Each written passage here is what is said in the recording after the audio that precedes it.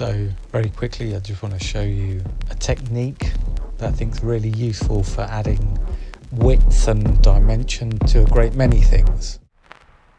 Here we're going to be using it to add some stereo interest to a bass and a cello part. So let me just mute the effect and then we'll play this and then I'll show you what I did.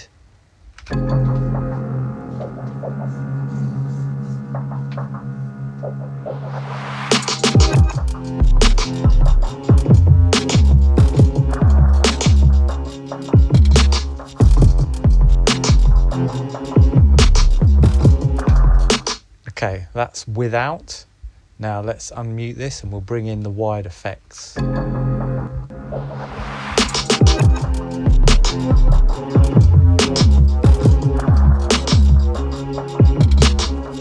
Without.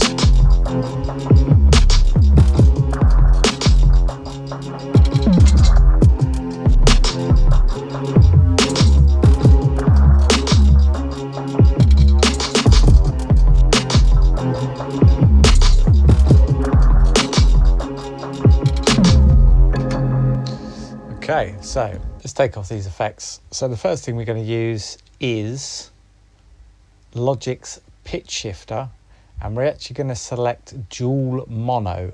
Now the good thing about doing dual mono is that we can affect the left and the right channels separately within a single instance of the plugin, which is very useful.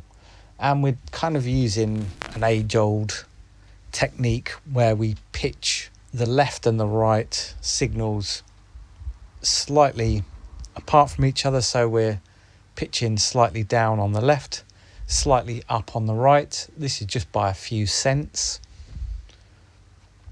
and this is on a send, so we're sending the cello part and our 808 to this channel, and I'm sending them on a pre-fader, which just means that if we make any adjustments to the fader volume on the individual track, whether that's the 808 or the cello, it's not going to affect the amount of send that's going to our effects channel.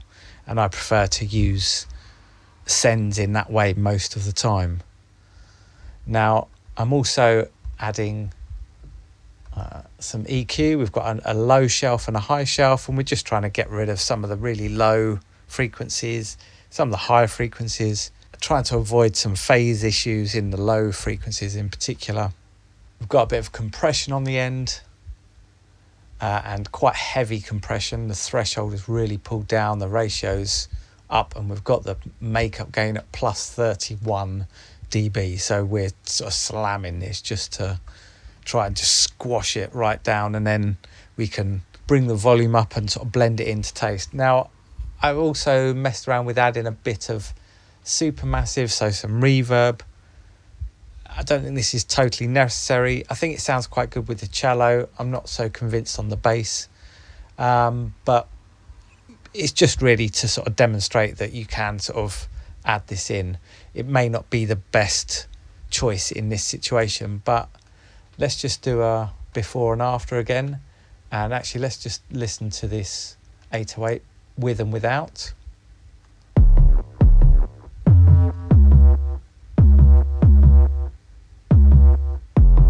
Okay, that's without. Now with.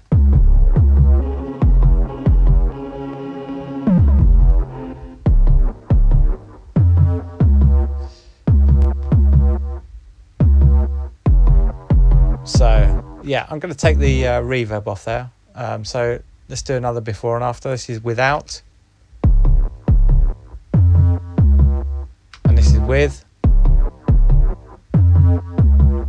So it definitely widens the sound quite considerably.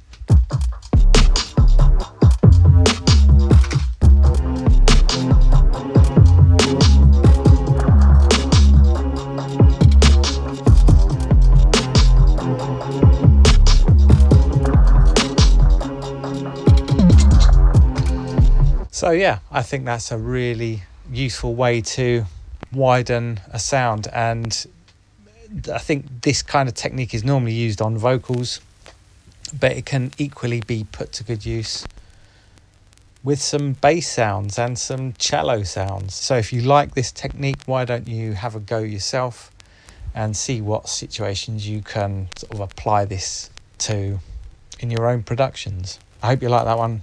Very quick little tip for you. Look forward to seeing you again real soon. I'll be back with probably a bit more of an in-depth video very soon.